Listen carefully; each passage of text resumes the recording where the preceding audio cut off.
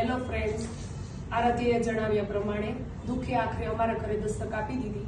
અમે ઘરે આવી ગયા હતા અને પછી અમારા નેબર્સ અમારા ઘરે આવ્યા અને પૂછવા લાગ્યા કે રિપોર્ટ શું આવ્યો.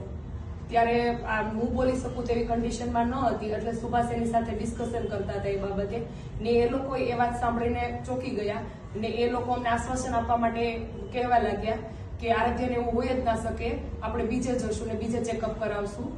અને પછી ત્યારે મારા અંતરાત્મામાંથી એક અવાજ આવતી હતી કે હે ભગવાન, આ 13 મહિનાની બાળકીને આટલું બધું દુઃખ, એના હિસ્સાનું દુઃખ મને આપ્યું હોત તો. ને ત્યારે મને એક વાત સમજાણી કે બાળક માટે, હરેક પેરેન્ટ્સ માટે દુનિયામાં સૌથી મોટું દુઃખ પોતાના બાળકનું જ હોઈ શકે, એનાથી મોટું દુઃખ હોય જ ના શકે. એટલે બધા બાળકને સ્વસ્થ રાખે અને હેલ્ધી રાખે. અને આગળનો વિડીયો જોવા માટે તમે લાઈક કરો, શેર કરો અને સબસ્ક્રાઈબ કરો.